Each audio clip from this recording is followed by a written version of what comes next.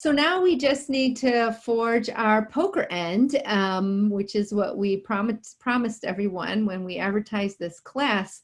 But when you're practicing these basket handles, you might end up with a couple. And I would say hang on to them because you might find something fun to weld onto the end of them.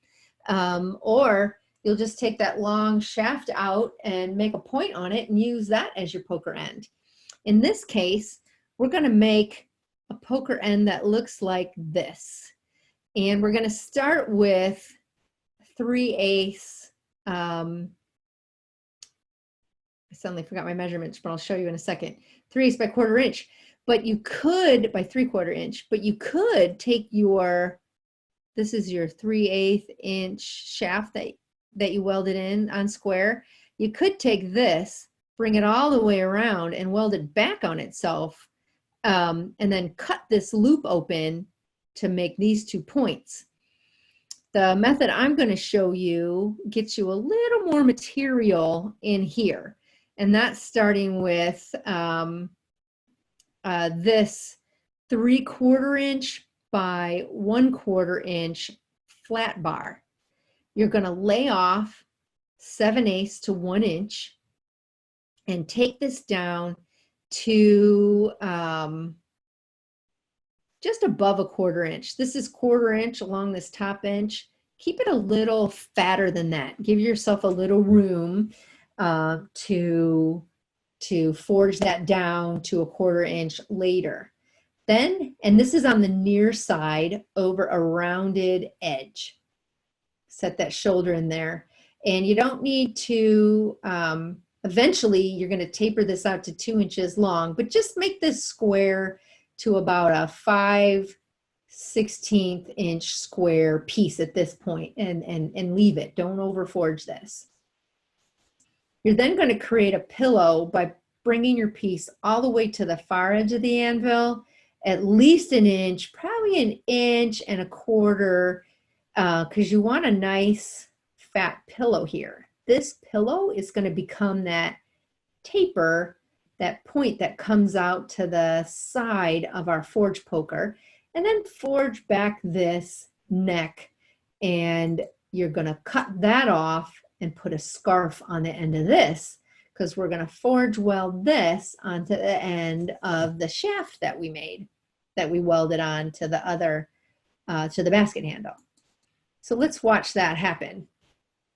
And these are Jonathan Lambert tools.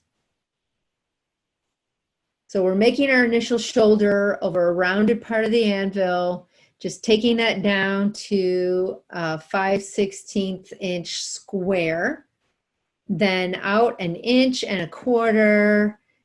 to make a pillow here, correct for any width, and taper that back just a little bit.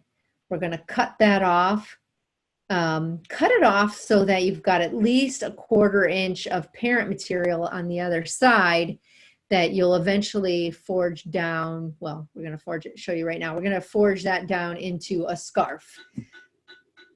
Always chamfer your edges, and there you go. That's ready to go.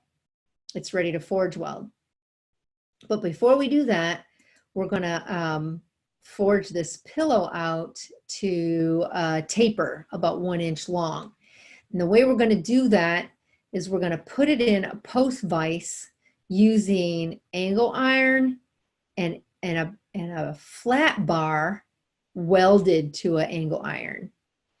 What this does is allows you to hold this in the vise while you're forging out this taper on the pillow, but it keeps that post vise from digging into this back end and galling up this part of your poker. So now we want to drag this pillow out, and we're going to start by using a fuller as straight up and down as we can get it. If you have this at too shallow of an angle, you're going to make this too thin, and we really don't want that too thin. So as straight up as down as you can get this fuller, start to pull this piece out. First the fuller, And then this is the cross peen of the hammer to start and drag this down. And you'll repeat this maneuver a couple times until you start to get a little triangle of material here.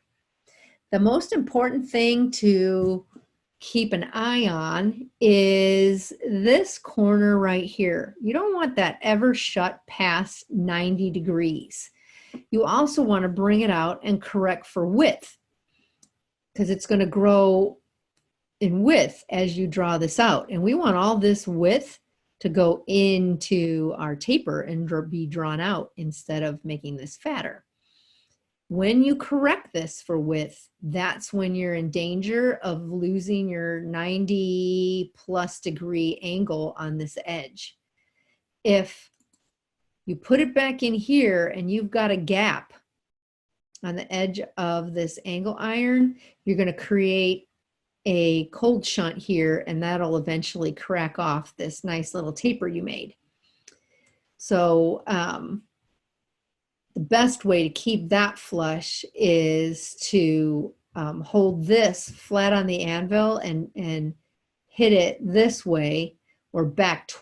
If this is all flat on the anvil, this would be back towards you to make sure this is open more than 90 degrees. And then you're just back to your fuller and your cross peen till you've got about a ½ inch here and a nice little tip here with, well, however you want it on the end, but probably a ¼ inch there. You can then take the taper out sideways and you are ready to forge weld this.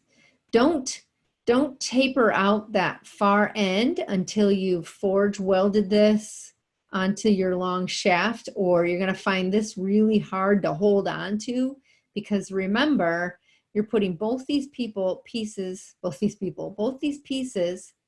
maybe if you've worked on them this hard, they become like people to you. Both these pieces are going to go back in the fire, and you're going to hold on to this with tongs. Drop your tongs, pick up your hammer, and weld this. That process is exactly the same. So let's watch that pillow being drawn out. Here's your backer plate welded onto some angle iron in the post vise, keeping this from being galled. Straight up and down with that fuller as possible, correcting for width frequently, making sure that doesn't get closed past a 90 degree angle. So fuller it out, correct for width. And it's not shown on the video, but you would use your cross peen to draw that out. Now here we have a less than 90 degree angle. So with that flat on the anvil, open that back up. Always making sure there's no gap in here.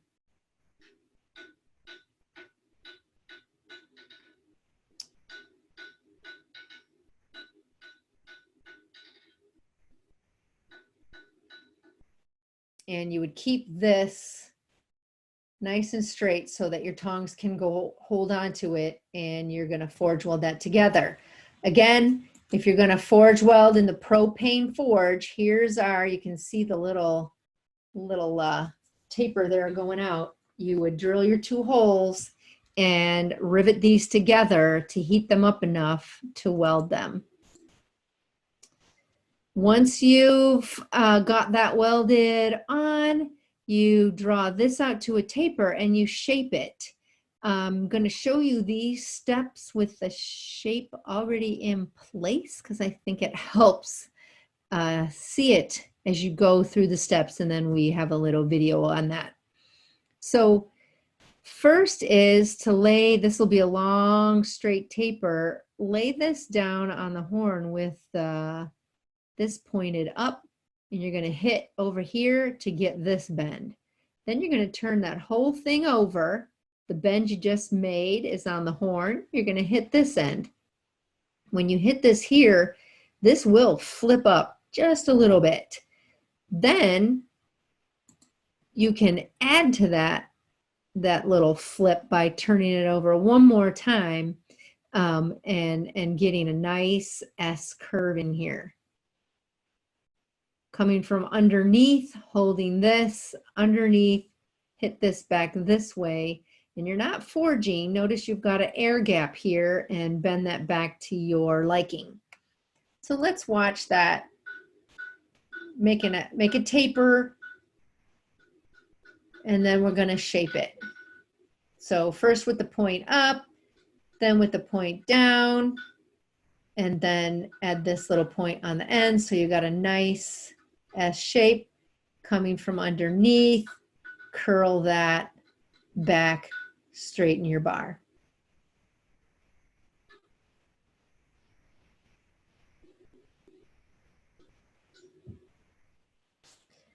And that's it. That is our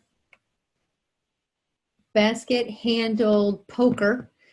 You will want to chamfer this all the way up the edge so that it has a nice, softer, more interesting look. If you felt like being fancy, I'm sure you could add some other twists, although maybe the basket handle's enough of a twist. And again, as you practice this, you can put anything you want on the end.